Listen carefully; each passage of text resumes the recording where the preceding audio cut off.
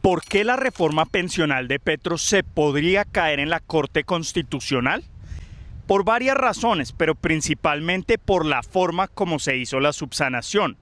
Cuando uno analiza el comunicado de prensa, lo primero que decía la Corte Constitucional es que las reglas de juego que estableció el presidente de la Cámara es que se iban a estudiar artículo por artículo más las proposiciones radicadas en cada uno de estos.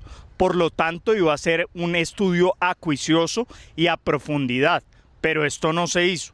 Solamente se votaron 6 artículos y después pasaron a coger el texto aprobado en la plenaria del Senado cuando ya habían iniciado el estudio de 6 artículos y los habían aprobado. En segundo lugar, dice ese comunicado que la representante Jubinao pidió el estudio de varios artículos por separados y esto no se dio. Esto nos da pistas de la forma como se debió haber realizado la subsanación en las sesiones del 27 y 28 de junio, pero esto no se hizo así. En esa subsanación simplemente votaron y discutieron la proposición que acogía el texto de la plenaria del Senado y por esa razón yo creo que no hubo suficiente deliberación.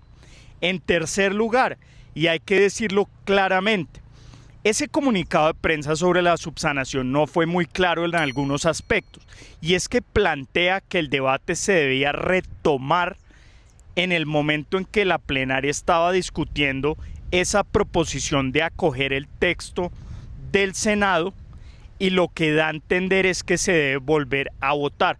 Pero ahí se abre un espacio de interpretación. ¿Por qué?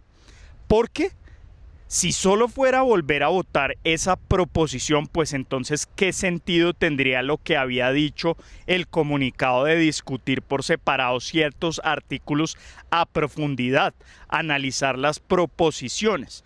Pero justamente esa fue la interpretación que hicieron en la subsanación en la Cámara y era que se acogía el texto del Senado, se le daba una discusión y ya, y eso fue lo que hicieron.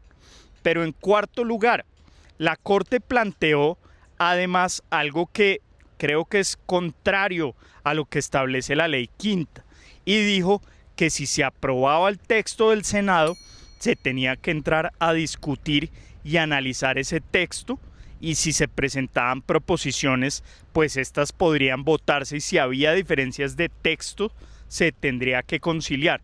Pero ¿esto qué significa? Que es contradictorio porque si se aprueba el texto del Senado, pues ya hay un texto como tal. No se podría entrar a presentar proposiciones y a cambiar los textos. Yo creo que ese fue el problema de ese comunicado de prensa, pero ese es el cuarto punto que quiero mencionar. Ese auto que nunca le fue notificado a la Cámara, no lo firmaron todos los magistrados porque había diferencias en el contenido del mismo y la Cámara avanzó en la subsanación solamente con un comunicado de prensa. Ese es el quinto punto, que la Cámara no esperó a ser notificada, que es la manera como los jueces comunican sus actos y avanzó en una subsanación. Pero esa subsanación también tuvo muchos problemas. ¿Por qué? Porque se citó a una plenaria de Cámara con 2 horas de anticipación, no llegaron los representantes, no tenían quórum decisorio para aprobar el orden del día y después anunciar el proyecto de ley para poderlo estudiar al otro día, pero igual así lo hicieron. Al otro día decidieron estudiar el proyecto de ley y votarlo en ese sábado 28. Pero ¿qué pasó? Que la oposición no acompañó este debate y esta discusión. ¿Por qué? Porque no estaban de acuerdo la forma como se había citado el día viernes, no hubo quórum decisorio para aprobar el orden del día, anunciaron el proyecto de ley, las actas no le fueron notificadas formalmente a la Cámara, que es la forma como se notifican los actos y las decisiones de los jueces. Así que ese sábado se discutió a profundidad la proposición acogiendo el texto del Senado, pero yo personalmente no creo que esa fuera la instrucción de la Corte Constitucional. Pero además, al no estar la oposición, pues no se podía dar un debate a profundidad. Algunas de las proposiciones eran de ellos, inclusive Uprimi y el procurador los acusaron de filibusterismo por presentar proposiciones, cosa que desvirtuó el magistrado Reyes en su aclaración de voto, en la cual dijo que no es cierto que la oposición fue la que más proposiciones presentó, que todos habían presentado. Pero la esencia entonces de la subsanación era dar un debate democrático profundo y que no se presentara una elusión del debate democrático. Pero eso fue lo que pasó el sábado. No estuvo la oposición, las fuerzas gobiernistas y algunos independientes estuvieron en el debate y terminaron aprobando nuevamente la proposición, acogiendo el texto del Senado. Se dio una discusión más amplia, pero sin la oposición, y además no se dio una discusión de los artículos que se habían solicitado discutir individualmente, ni de las proposiciones que había del proyecto de ley. Así que vamos a ver qué decisión toma la Corte Constitucional.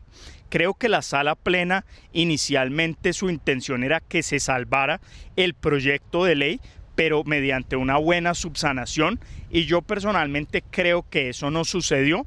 El gobierno está presionando a las Cortes, ha atacado al magistrado Ibáñez, que esto es inaceptable, esas presiones, e inclusive le han llegado amenazas. Así que vamos a ver qué decide la Sala Plena en este estudio de la reforma pensional de Petro.